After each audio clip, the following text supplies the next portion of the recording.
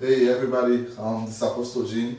I'm about to go to the service, and tonight we're going to talk about the importance of your foundation.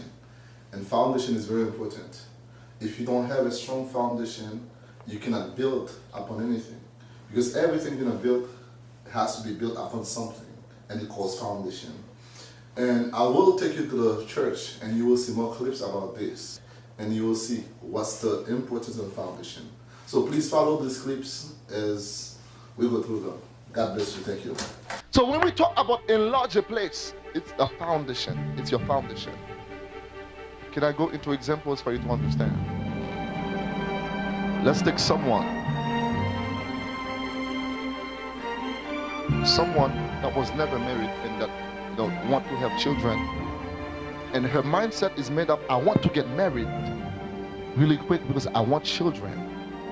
I really want to have children and I have to get married. Now imagine that person get married. What was the mindset? What was the mindset? She wants to have children.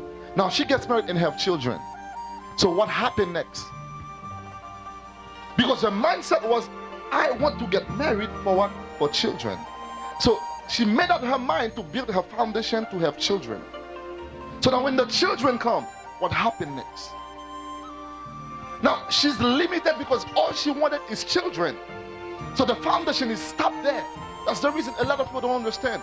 You married this girl, you see this guy or this lady, you married her because she was cute. What about when she's getting old? What if something happened and messed up her face? Because the foundation you create, that's what you're gonna live upon. You cannot build something stronger upon a foundation that's not strong. So the person built a foundation that I'm marrying this person because she's cute, or I'm marrying this person because I want to have children. So right after children, it looks like there's nothing to work for, nothing more to work for. Even if the person wanted to work harder, it's impossible because the foundation was for children. There, the only thing you can do is to rebuild that foundation.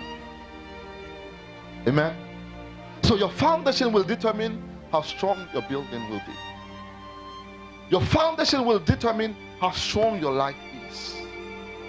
Sometimes you don't even have to look at the building. Just get to know the foundation. Just get to know the foundation. Some people in life, they may be very poor, but when you look at the foundation, you know they're going somewhere in life. Because it has nothing to do with the now of the person. Because whoever is further than that person, you don't know how long they've been there. And how long they've been there, what have they done in the foundation they have. So someone that just start, it has nothing to do with when you start or where you at. It has to do with how strong is what? Your foundation. Are you there with me? That's the reason the Bible said build upon the foundation, rock foundation, which is Jesus Christ. Because when you build upon Jesus Christ, the foundation is strong. So imagine someone, in your mindset, you just want to have a Bentley. That's all you want to drive. And you made up your mind to work hard to drive that Bentley. Now imagine you have the money to buy this Bentley. What is next after you have the Bentley? How do you afford to fix that Bentley? How do you afford to take this Bentley to the shop? Are you following? So your foundation will determine your future, the way that your life is. So if you build the foundation, you limit your foundation. I just want to have a Bentley. But you don't think about, what if that Bentley have problem? How am I going to take care of it? How am I supposed to pay insurance for a Bentley? How am I supposed to, for the maintenance for the Bentley? Where am I going to get that money? So in your foundation, you have to already prepare everything that's going to come towards your future. That's the same thing they do with this building here. And they build a foundation that can keep this building. And imagine if this building was going to be 10 story. And although the building wasn't there yet, but once they built the foundation, and the foundation is strong enough for 10 story. So it has nothing to do with another building is already built before this one. It has to do how strong is this foundation, how far this one will go. Amen. Say, neighbor, how strong is your foundation? Say that one more time. So our foundation have to be really strong. If you don't have a strong foundation, it is impossible to enlarge your tent. It is impossible to enlarge your territory if your foundation is not strong. Insanity was defined as someone that kept doing something over and over and expect what? Different result. They call it insanity. You're crazy. Keep doing something over and over and you expecting another result. So if the foundation is already built, how do you expect to make something greater happen? It's impossible. It's impossible to push harder in life if the foundation is already built for something small. Are you following? So neighbor, you need to rebuild your foundation. I want to read this verse for you to understand something. In Job 38 verse 3 and 5. This is very crazy verse. It's crazy to me. Dress for action like a man. I will question you. Now that is God speaking to Job. After Job was speaking a lot of nonsense. And God said, dress for action like a man. I will question you. And you make it known to me.